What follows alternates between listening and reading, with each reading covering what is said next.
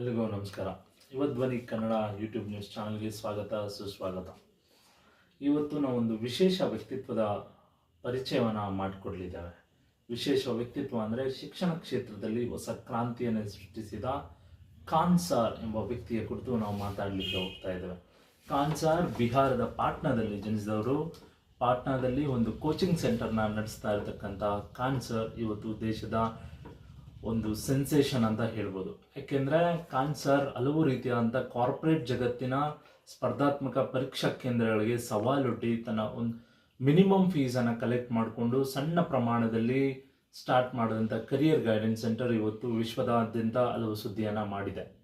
Khan sir ತಮ್ಮ ವಿಶಿಷ್ಟ ಬೋಧನೆಯಿಂದ ಹಲವಾರು ವಿದ್ಯಾರ್ಥಿ ಯುವಜನರನ್ನು ಸೆಳೆದಂತಹ ಒಬ್ಬ ಖಾನ್ ಸರ್ ಕಡಿಮೆ ದರದಲ್ಲಿ ಬಡವರ ಮಧ್ಯಮ ವರ್ಗದವರಿಗೆ ಕಾಂಪಿಟೇಟಿವ್ ಪರೀಕ್ಷೆಗಳನ್ನು ಎದುರಿಸಲಿಕ್ಕೆ ಬೇಕಾದಂಥ ಪೂರಕವಾದಂಥ ಶಿಕ್ಷಣವನ್ನು ಕೊಡ್ತಾ ಇದ್ದಂಥವರು ಖಾನ್ ಸರ್. ತಮ್ಮ ವಿಶಿಷ್ಟ ಬೋಧನಾ ಶೈಲಿಯಿಂದಲೇ ಕೋಟ್ಯಾಂತರ ವಿದ್ಯಾರ್ಥಿಗಳನ್ನು ಆಕರ್ಷಿಸಿದವರು. ತಮ್ಮ ಮೂಲ ಉದ್ದೇಶ ಕೇವಲ ಶಿಕ್ಷಣವನ್ನು ಕೊಡುವುದಷ್ಟೇ ಅನ್ನುವಂಥದ್ದು ಅವರ ಅಜೆಂಡಾ ಆಗಿದೆ.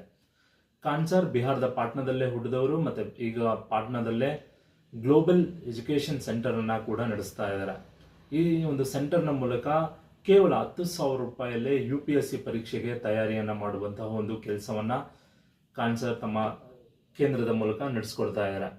ಕೋವಿಡ್ ಕಾಲದಲ್ಲಂತೂ ಅವರ ಕೇಂದ್ರ ತುಂಬಿ ತುಳುಕ್ತಾ ಇತ್ತು. ಅಥವಾ ಅವರ ಕೇಂದ್ರದ ಯೂಟ್ಯೂಬ್ ಚಾನಲ್ನಲ್ಲಿ ಲಕ್ಷಾಂತರ ಮಂದಿ ಸಬ್ಸ್ಕ್ರೈಬ್ ಆಗಿ ಅವರ ಕ್ಲಾಸ್ಗಳನ್ನು ಕೇಳ್ತಾ ಇದ್ರು. ತುಂಬ ಕಠಿಣವಾದಂಥ ವಿಷಯಗಳನ್ನು ಕೂಡ ಅವರು ಸರಳವಾಗಿ ವಿದ್ಯಾರ್ಥಿಗಳಿಗೆ ಮನವರಿಕೆ ಮಾಡಿಕೊಡುವಂಥ ವಿಶಿಷ್ಟವಾದಂಥ ಶೈಲಿ ಎಲ್ಲ ವಿದ್ಯಾರ್ಥಿಗಳನ್ನು ಮನಸೆಳೆದಿದೆ ಅಂತ ಹೇಳ್ಬೋದು. ಅಷ್ಟೇ ಅಲ್ಲದೆ ಖಾನ್ ಸರ್ ಅವರು ಸಾಮಾಜಿಕ ಜವಾಬ್ದಾರಿಯ ಜೊತೆಗೆ ತಮ್ಮ ಯಾವುದೇ ರೀತಿಯಾದಂಥ ರಾಜಕೀಯ ಮತ್ತು ಸೈದ್ಧಾಂತಿಕವಾದಂತಹ ವಿಮರ್ಶೆಗಳಿಗೆ ಹೋಗದೆ ಕೇವಲ ವಿದ್ಯಾರ್ಥಿಗಳನ್ನು, ಬಡವರನ್ನು, ಮಧ್ಯಮ ವರ್ಗದವರನ್ನು, ಏನು ಕಾಂಪಿಟೇಟಿವ್ ವರ್ಲ್ಡ್ಸ್ ಅಂತ ಹೇಳ್ತೀವಿ, ಭಾಳಷ್ಟು ಉಳ್ಳವರು ಉದ್ಯೋಗ ಪಡೆಯುವಂಥ ಒಂದು ವ್ಯವಸ್ಥೆಯನ್ನು ತೊಡೆದಾಕಿ ಸಾಮಾನ್ಯ ವ್ಯಕ್ತಿಗಳು ಕೂಡ ಪರೀಕ್ಷೆಗಳನ್ನು ಕ್ಲಿಯರ್ ಮಾಡಬಹುದು ಅನ್ನುವಂಥದ್ದಕ್ಕೆ ಅವರದ್ದೇ ಸೆಂಟರ್ನಲ್ಲಿ ಬಹಳಷ್ಟು ಉದಾಹರಣೆಗಳನ್ನು ನಾವು ನೋಡ್ಬೋದಾಗಿದೆ.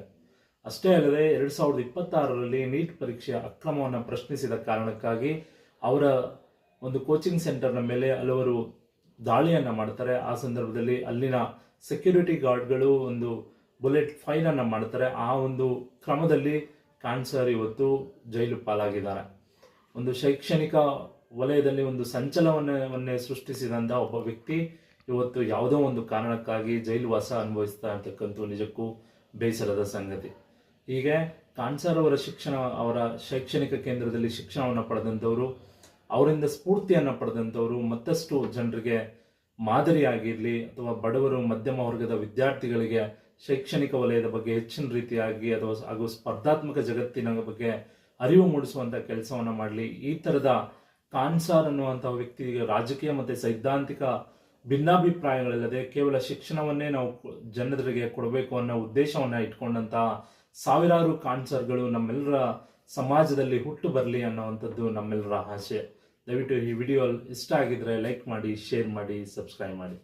ಧನ್ಯವಾದಗಳು.